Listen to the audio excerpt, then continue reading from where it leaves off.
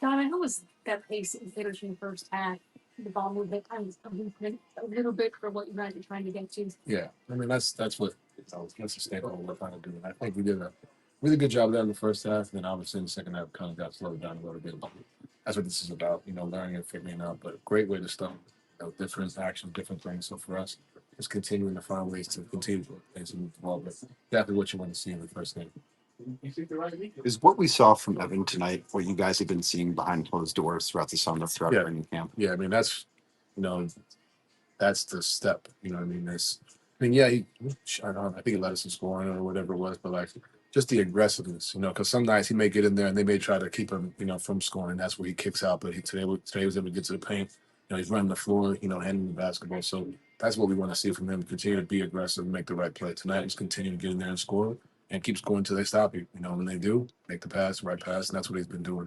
And that's what we look forward to. And that's what's going to help us get to that, next level. When you share the game like that in the first half, the way you guys did, and it was popping and stuff like that, how do you sustain that? I know it's tough because other teams make adjustments and whatnot, but how does that? How do you sustain that for an entire I 48? think it's a mental focus, not letting, the nature of the game. Second half they made more shots, got slowed down a little bit more. I think the first half we got stops, we were able to get out. So now when teams are making shots, I mean Chicago did a good job of it as well. We made shots, they just running back down the floor. It's just I think continue to make that a conscious effort. And it's different. We've been with each other doing this for about 2 months or so, at this pace, at this rate. So now it's just on a continuous basis, just continuing to have that mental fortitude. And that's what, when you say building habits, that's kind of what that is. You've talked so much about Evan's offensive evolution, and Kenny talked about it the other day in Sarasota too, and he said we have to deal with the growing pains that come with using him in a different kind of way and asking him to do different things. But you guys also have championship aspirations. Yeah. So how do you do both when it comes to unlocking Evan, even if that comes with growing pains? Yeah, I mean, this is what you don't overlook the regular season, but you use it. I think that's what this is for. You're looking at, tonight was the perfect example of what we want that to be. Not every night's not going to look like that. There's going to be things, trials and tribulations, but that's what we're using this for. So ultimately, we have a team that we feel is ready to contend, but we have to unlock everybody in different ways. Myself, DG, Max, the list goes on and on. So for us, that's what this is for. Continuing to look at that, but also, that's how you gain experience. And yeah, we have championship aspirations. And yeah, it's not the easiest process and the easiest road, but something that we believe we can get to. So that's what the regular season is for. To continue to build that way. When it comes to pace, what markers are you looking for throughout the course of games and throughout the course of the season that tell you that you're playing with the tempo? I mean, I'm a big, threes early in the shot clock kind of guy. I think we all are. I think we took 46, 48. Like, a lot of those shots, and I'm a big fan of that. That's when we were playing at our best last year, was getting the ball off the floor, continuing to knock down shots. And we see DG's being aggressive off the dribble. My first two shots, three. So just kind of making that a staple of what we do and continue to get the floor, especially early in the shot clock.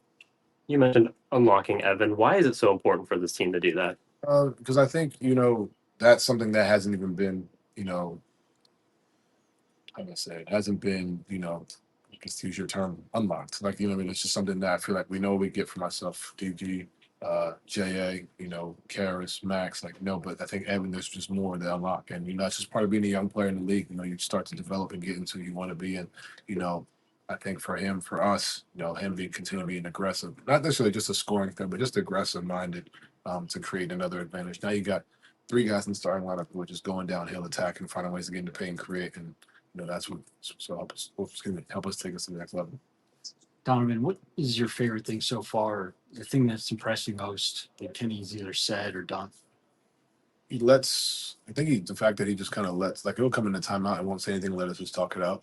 I think that's part of that growing process that I was telling Chris, like, it's going to be, we're out there on the floor. Like, he's obviously doing his job as a coach, putting in different things, which he's been, great at. But for us, having the camaraderie we have, being able to talk things out in live action on the floor, like, all right, cool, this timeout's for y'all.